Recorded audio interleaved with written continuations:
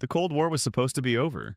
The Berlin Wall fell, the Soviet Union collapsed, and for a brief moment, the world believed peace had finally won. But today, decades later, the same tension, the same suspicion, and the same two superpowers are once again facing off. The US and Russia are locked in a silent, invisible battle, fought not with nukes but with narratives.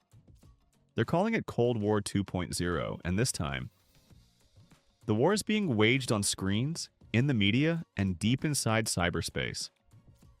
When Donald Trump entered the White House in 2016, the world held its breath. He wasn't a traditional politician, and he wasn't afraid to challenge the system. And one of his most controversial relationships was with Vladimir Putin. Some called it diplomacy. Others called it collusion. But beneath the headlines, one truth became clear. The old rivalry between Washington and Moscow was far from over. In fact, it was quietly reigniting. In politics, in the economy, and even in public opinion. The US and Russia, two nuclear giants with a long history of mistrust, were once again circling each other, not as allies, but as enemies in disguise. This is Cold War Part 2, a war of perception, propaganda, and power. 1. A rivalry reborn. The First Cold War ended in 1991 when the Soviet Union collapsed and America declared victory. But for Russia, that victory came at a cost: humiliation, economic chaos, and the loss of global respect. When Vladimir Putin came to power in 1999, he promised one thing: to restore Russia's strength and make the world respect Moscow again. Meanwhile, the United States continued expanding NATO, a military alliance originally built to counter the Soviet Union, right up to Russia's borders. From Russia's perspective, this was betrayal. When the Soviet Union fell, Western leaders allegedly promised not to expand NATO eastward. Yet over the decades, country after country joined. Poland, Hungary, Romania, the Baltic states, and even talks about Ukraine and Georgia. To Putin, this wasn't defense, and it was provocation. Russia once wanted to join NATO in the early 2000s, but according to several reports, the West quietly refused. Why? Because a strong Russia inside NATO meant losing control of the alliance's direction. In other words, Moscow was never meant to be part of the club. It was meant to remain the enemy. And that decision set the stage for everything that came next. 2. The media battlefield. Today's Cold War isn't fought with tanks or missiles. It's fought in the media. Every headline, every news report, every political scandal becomes a weapon. American outlets constantly frame Russia as the ultimate villain. Election interference, cyber attacks, assassinations, propaganda, hacking, spying. The list goes on. And while many of these reports may have truth behind them, Russia believes they're part of a bigger strategy: to keep the world afraid of Moscow.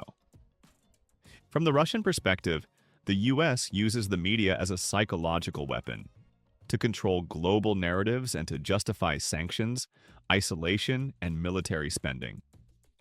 Russia's actions are always villainized, while America's are portrayed as defensive. Even when Trump was in power, the US media attacked him relentlessly for being too soft on Putin. But Trump himself claimed that peace with Russia was better than constant hostility. Still, his words only fueled more suspicion, and the media used it to create the image of a Russian puppet in the White House. The truth is, the media became the new battlefield, shaping how millions of people view Russia, often before the facts are even confirmed. 3. The cyber front. In Cold War 1.0, the fight was for nuclear superiority. In Cold War 2.0, the fight is for digital dominance. Hacking, disinformation, cyber espionage. These are the new weapons. Russia has been accused of meddling in US elections, hacking American infrastructure, and spreading fake news to influence voters.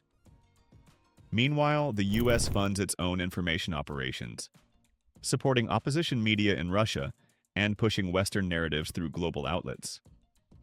Both sides accuse the other of manipulation. But the real battle isn't about ideology anymore. It's about control of information. In the modern world, whoever controls perception controls power. 4. The NATO question. One of the most explosive issues fueling this modern Cold War is NATO's expansion. After the fall of the Soviet Union, Russia was weakened, and the US saw an opportunity to expand its influence. NATO began accepting new members, many of which were once under Soviet control. But when Russia suggested joining NATO under Putin, the West wasn't interested. That rejection changed everything. It told Moscow one thing: you will never be trusted. From that moment on, Putin shifted course. He began rebuilding Russia's military, strengthening alliances with China, and asserting dominance in regions like Syria, Crimea, and Eastern Europe. To the West, this was aggression.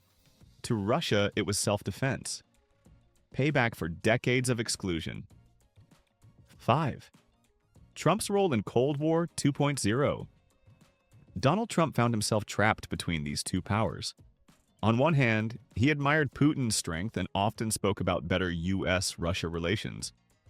On the other, he faced immense pressure from the media, intelligence agencies, and political opponents who accused him of being Putin's friend. Ironically, under Trump, the US still imposed sanctions on Russia, expelled diplomats, and increased NATO spending. So while Trump talked peace, America's policies said war. Many believe Trump wanted to reshape the global order, to stop endless hostility, but the system around him didn't allow it. Because for Washington, having an enemy like Russia isn't just about defense, it's about maintaining global power. The US and Russia may no longer be aiming nuclear missiles at each other's borders, but make no mistake, the Cold War never truly ended. It simply evolved.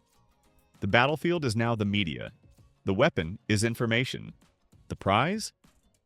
Global influence. America attacks Russia in headlines and sanctions. Russia counters with propaganda and cyber strategy. And the world watches, divided, uncertain, and caught in the middle. The dream of peace between Washington and Moscow was once possible. But as long as mistrust defines the relationship, and as long as power depends on having an enemy, Cold War 2.0 will continue. The question isn't if it's happening. It's whether it will stay cold or eventually turn hot.